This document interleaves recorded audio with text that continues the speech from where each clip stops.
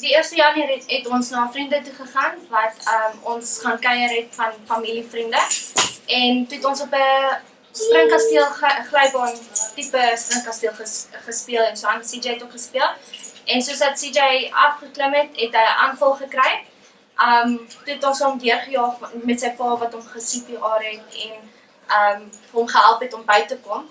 By die, kom ons sê by McDonald's, by Kempton Park, by die hospitaal, toe het ons daar aankom, toe sê hulle vir ons, die paramedics daar is nie lewe nie.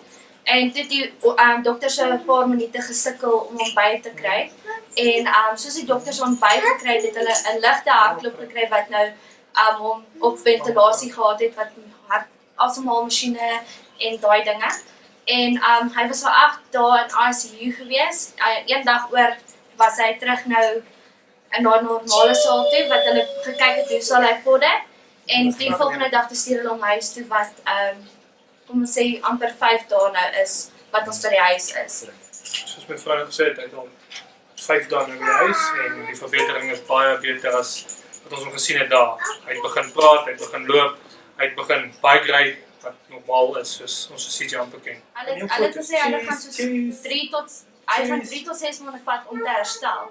Maar soos wat ons by die huis is, met ouma en oupa, hulle almal saam, het ons hom 'n bietjie beter gekry. Foto's, dit is werk 'n foto. So met oupa en ouma werk jy 'n bietjie uit. Ja. Ouma en oupa al baie vir ons.